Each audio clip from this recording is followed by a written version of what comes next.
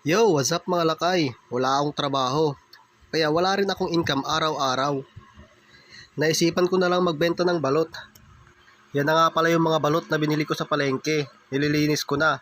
Para syempre gusto ko pagdating sa inyo, yummy na. Food safety ba? Cleanliness? Alright.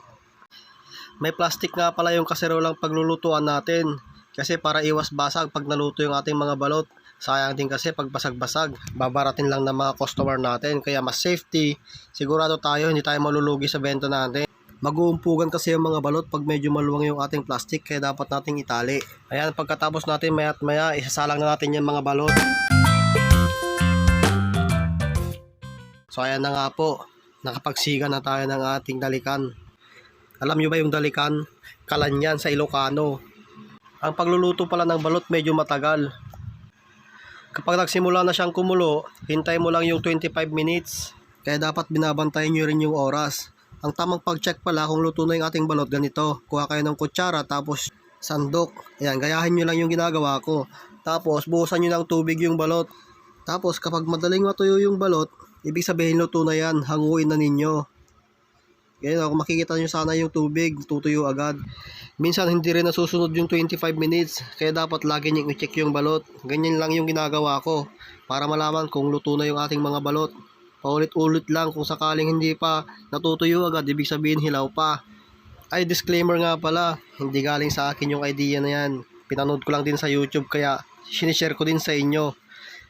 Ayan, pagkaluto ng ating balot, kinakarga na sa ating styro box.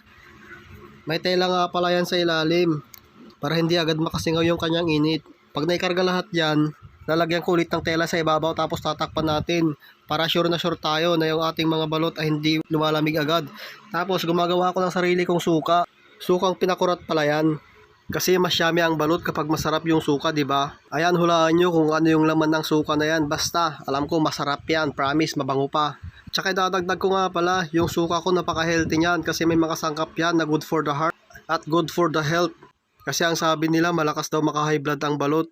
Kaya ginawa ko, pinartaran ko to ng maganda sa katawan.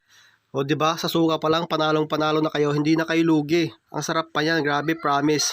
Kaya ito, samahan niya ako magtinda ngayon, lalabas na tayo ng bahay. Sa Facebook live ko pala yan, kaya sa mga hindi pa nakapanood sa aking Facebook, ito na, samahan niya ako dito sa aking YouTube. Tara, let's go! Yo, good day, good magandang hapon sa ating lahat. Yo, mega love shoutout po sa ating lahat. Bagong luto po ang ating balut. Bagong hango. Kakarga muna natin. Ito, pakita ko sa inyo, bagong luto. Yan o, umusok pa o. Wow. Pero kumukulo. Kumukulog pala. Yan, kakarga natin dito sa box. Ano nyo, umusok o. Di ba? Balot! Balot, balot! Yan, magbalot muna. Balot! Balot! Balot! Kal, balot!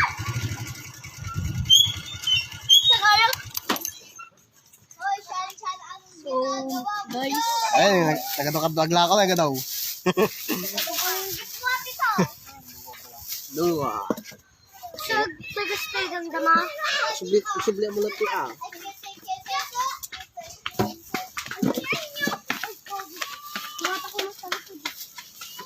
Bulok. That's ba? 16. Balot! Balot, balot! Yan. Manaw. So pag-drive mo nito ah. Sa alatan. Kaya mo gini ko. Napudot ata yung sirok na. Ay, pakulikod. Ito nagluag. Hindi kayo umalala. Kalubang. Balot! Balot! Mahirap talaga magbenta ng balot. Kadalasan talaga ay naabot ako ng gabi. Kailangan kasing maubos. Kaya pinagtsatsagaan kong ibenta ito hanggat may nakikita pa akong tao sa labas. Minsan ganito pang nangyayari. One eternity later. Bumuhos ang pagkalakas-lakas na ulan. Kaya wala akong nagawa. Nakisilong na lang ako sa kakilala ko. Mabuti na lang malaki yung space sa kanilang harapan. Sa mga oras na to, marami pang natira sa paninda ko. Iniisip ko na lang, di naman masisira yan. Papainit ko na lang yan bukas, pwede pa namang ibenta ulit. Pansin ko kasi kapag umulan, tamad nang lumabas yung mga tao. Kaya ang strategy ko, nagla-live selling ako sa aking Facebook. Kapag walang ulan, lagi namang ubos yung aking panindang balot. Kaya sa mga kaibigan at kakilala ko dyan, kapag nakita niya akong nagtitinda ng balot sa daan, please naman bilhin na kayo. Support small business ba, para lang sa aking pamilya. Ayan, dahil tinapos mo ang video ito, maraming salamat na ang aking masasabi. Don't forget to like and subscribe na rin. Tsaka hit mo yung notification bell para updated ka sa lahat mga uploads ko. Tsaka nga pala, wag mo na rin i-skip yung mga ads. Dahil dyan magkakaroon pa tayo ng ibang source of income. Maraming salamat at hanggang dito na lang ang aking video. Jetsang Channel again nagsasabing, kindness is a language that the deaf can hear and the blind can see. So God bless sa ating lahat. Balot!